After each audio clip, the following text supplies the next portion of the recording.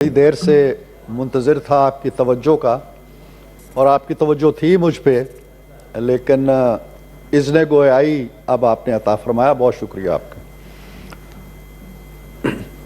फवाद चौधरी साहब के हवाले से गुफ्तगू का आगाज़ हुआ आज ऐवान में। जनाब अली, किसी की भी गिरफ़्तारी और किसी का भी जेल जाना, किसी का भी अदालतों में रुलना और किसी का भी इस तरह से मीडिया पे चर्चा होना, हथकड़ियों में जकड़ा होना, मुंह पे कपड़ा होना, ये कोई दिल खुशकुन मनाज़र नहीं है। पाकिस्तान का कोई भी शहरी अगर इन मनाज़र से लुत्फ़अंदोज़ होता है या खुश होता है तो मेरा ख़्याल ये है कि उसके अंदर ना पाकिस्तानियत की कोई रमक है, ना इंसानियत की कोई रमक है।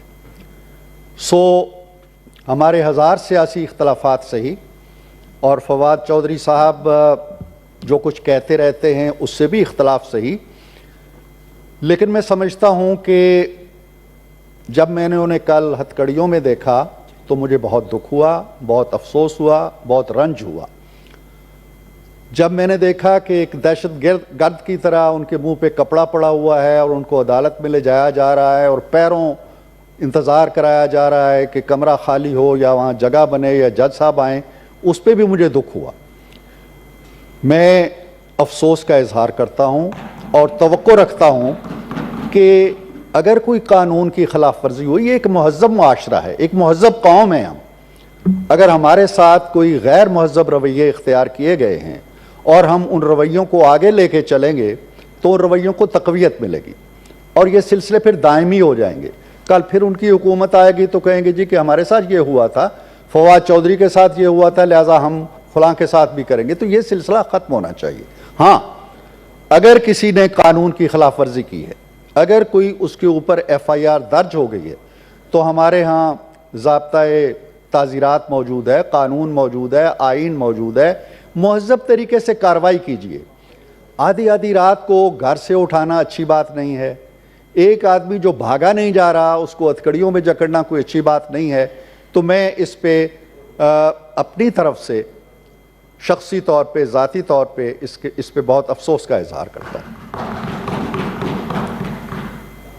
जहाँ तक इनकी रिवायात का ताल्लुक़ है, मुझे अफसोस होता है कि जब ये गुफ्तगू करते हैं तो भूल जाते हैं कि ये पीछे भी कुछ नक्शे कदम छोड़ के आए हैं, पीछे भी कुछ नकूशे पा छोड़ के आए हैं और लोगों को याद है। ये कोई बहुत पुरानी जनाब चेयरमैन बातें नहीं हैं, अभी कल की बातें हैं और ये मनाजर सारे के सारे मौजूद हैं। कल मुझे लोग भेज रहे थे, ख़ुद मेरी ही तस्वीरें भेज रहे थे हथकड़ी वाली, और उसका मुआवजा कर रहे थे। मुआवजा तो है ही कोई नहीं सर, इनके यहाँ तो चले एक आइनी इदारे के सेक्रेटरी ने एक पर्चा दर्ज कराया, मेरे खिलाफ तो कोई पर्चा ही नहीं था। मैं आज ये बातें फिर से दोहराना चाहता हूँ, इख्तिसार के साथ पहले भी कह चुका हूँ कि इस ऐवान के रिकॉर्ड पे रहें। कल जब मैं अपनी एक किताब छपाऊँ अपनी गुफ्तगुओं की तो उसमें ये दर्ज हो जाए, अखबारों में से बिट जाती हैं कहानियाँ। मैं ये कहना चाह, आप मुस्कुरा रहे हैं, ये मुस्कुराने की बात नहीं है सर, ये बड़े अफसोस की बात है और दुख की बात है। दुख की बात इसलिए है, मुस्कुरा रहा हूँ कि आप जब किताब लिखेंगे तो इस ऐवान की अच्छी खूबसूरत बातें उसमें होंगी। मैं उसमें आपकी मुस्कुराहट का भी इंशाल्लाह जिक्र करूँगा। तो सर मैं ये अर्ज़ कर रहा था कि आप तसव्वुर कीजिए कि एक शख्स जो ज़िंदगी में दो चीज़ों से जिसका ताल्लुक़ रहा हो, एक कमरा जमात से जिसमें मेरा अजीज़ शहजाद वसीम भी बैठा करता था बच्चों को पढ़ाने से, और दूसरा लिखने लिखाने से। जिसने कभी थाना देखा हो, ना कचहरी देखी हो, ना कोई वास्ता पड़ा हो, ना कोई ताल्लुक़ पड़ा हो, उसके घर पे आधी रात को दस्तक होती है। मैं रात को लिख रहा हूँ, जुलाई का महीना है, गर्मी है, और वही कलम हाथ में है, कपड़े पहने हुए हैं, रात ही के सोने वाले, और मैं बाहर जाता हूँ रफ चप्पल पहने हुए। गली जो है वो भरी पड़ी है सब सुर्ख बत्तियों वाले डालों से, और सैकड़ों की तादाद में पुलिस के लोग खड़े हैं, कुछ सफ़ेद कपड़ों में हैं। मैं हैरान होकर पूछता हूँ कि क्या हुआ, कोई नहीं बताता कि क्या हुआ। जी चलें। एक भारी भरकम मोटा ताज़ा आदमी मेरे कंधे पे आके हाथ रखता है कि जी आप चलें। मैंने कहा यार कोई FIR है, कोई ये इनके दौर की बात कर रहा हूँ जब इनका ان کا جو حکومت تھی اور حکمرانی تھی وہ بڑے عروج پہ تھی. 2019 کے جولائی کی بات کر رہا ہوں, اور اس وقت تبدیلی آ چکی تھی. اس وقت نیا پاکستان وجود میں آ چکا تھا. اس وقت قانون کی فرمانروائی ہو چکی تھی. اس وقت انسانی حقوق کی پاسداری ہو چکی تھی. اس وقت آرٹیکل 14 آئین کا زندہ و بیدار ہو چکا تھا, لکھا جا چکا تھا. میں اس وقت کی بات کر رہا ہوں. وہ مجھے دھکے دیتے ہوئے, میری بیوی نکلتی ہے, اس کو دھکے پڑتے ہیں, میری بیٹی نکلتی ہے, وہ سڑک پہ گرتی ہے, میری بیوی زخمی ہوتی ہے اور 1 سال تک اس کی کونی زخمی رہتی ہے, اور مجھے ایک گاڑی میں بٹھا کے لے جاتے ہیں, حوالات میں ڈالتے ہیں. اگلے دن میرے ہاتھوں میں ہتھکڑی ڈالتے ہیں اور ایک اسسٹنٹ کمشنر کے سامنے لے جاتے ہیں, جو کہتی ہے جی کہ ان کو 14 دن کے لیے اڈیالہ جیل بھیج دو. قصور میرا یہ بتایا گیا کہ میرا کوئی گھر ہے جو میں نے کرائے پہ دیا ہے اور کرایہ دار کے قوائف میں نے جمع نہیں کرائے. میں نے کہا میرا تو ایک ہی گھر ہے جس میں رہ رہا ہوں. کہ جی نہیں فلاں گھر. میں نے کہا وہ تو میرے بیٹے کا گھر ہے, اس کے نام ہے, وہ اس کا ٹیکس دیتا ہے, وہ CDA کا ریکارڈ دیکھ لیں, وہ اس کے نام ہے اور برسوں سے ہے. خیر اینی ہاؤ 14 دن کے لیے میں چلا جاتا ہوں. اب 14 دن کے آگے بھی سر کہانی جو ہے وہ آپ سنیں گے تو آپ مسکرائیں گے نہیں, روئیں گے بھی نہیں, لیکن مسکرائیں گے نہیں. مجھے وہاں لے جا کے ساری جو قیدیوں کی وین ہے اس میں سب سے آخری قیدی میں ہوتا ہوں. ہتھکڑی لگی ہوئی ہے مجھے, کوئی چرس پی رہا ہے, کوئی بھنگ پی رہا ہے, کوئی سگریٹ پی رہا ہے, کوئی ایک دوسرے کو گالیاں دے رہے ہیں. اس 40 بندوں کی وین میں مجھے بھر کے وہ لے جاتے ہیں اڈیالہ. اڈیالہ لے جا کے وہ سارے تو ایک طرف رہ جاتے ہیں. مجھے باہر کھڑا کر کے ایک موٹر سائیکل والا کہتا ہے کہ جی آپ اس کے پیچھے بیٹھیں, پولیس والا یونیفارم میں.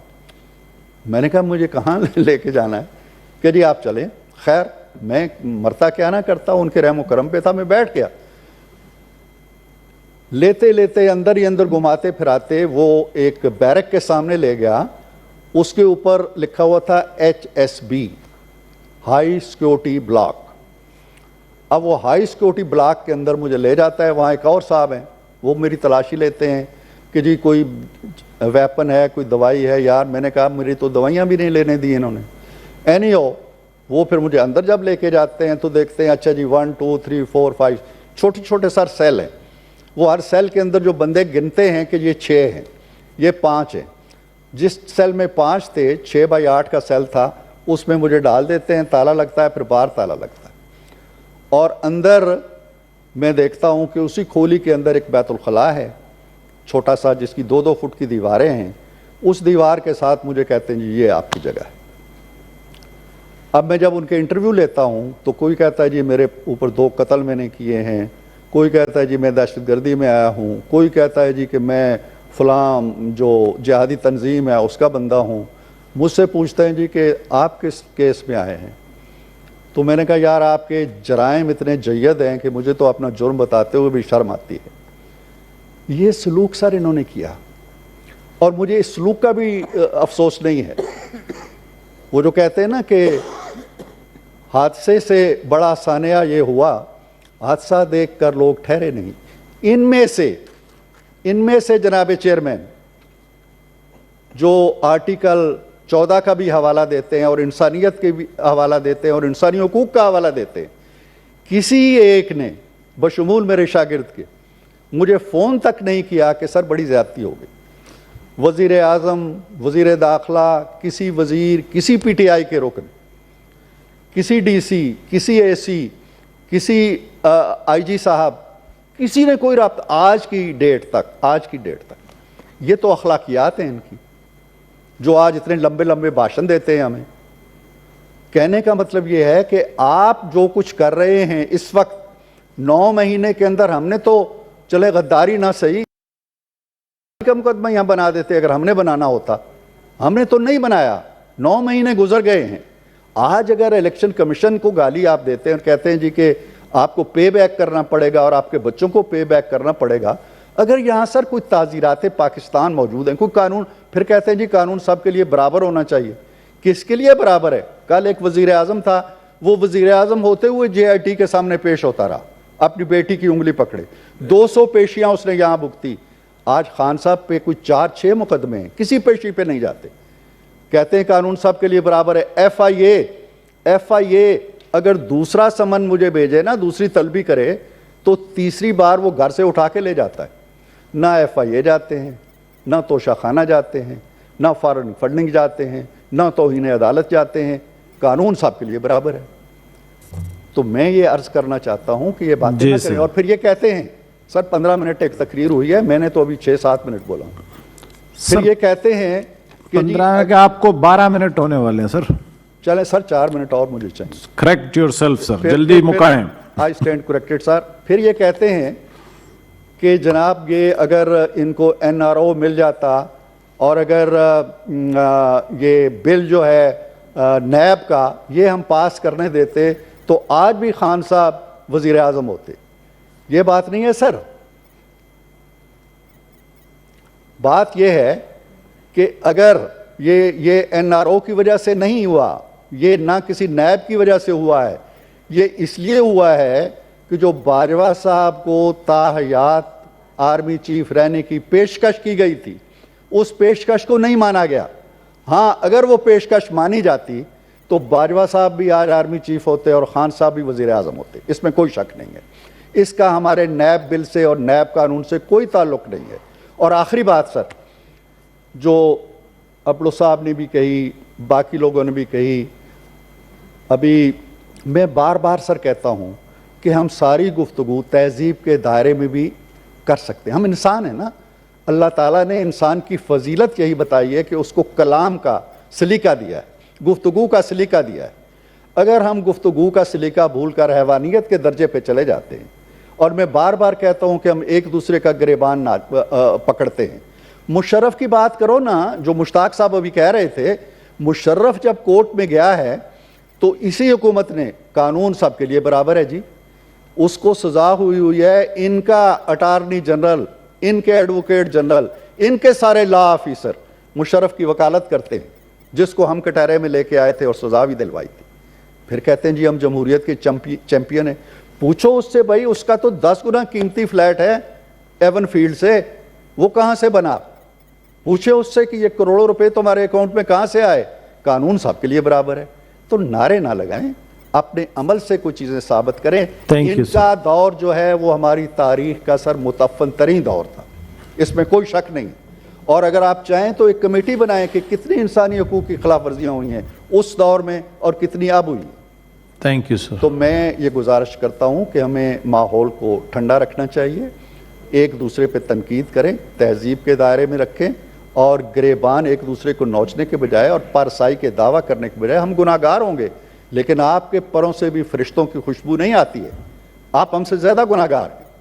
تو اس لیے ایک دوسرے کے گناہ نہ ناپیں, جو آپ کو کام کرنے کے لیے یہاں بھیجا گیا ہے وہ کام کریں, ملک کی طرف دیکھیں. بہت شکریہ. سینیٹر سردار شفیق ترین صاحب.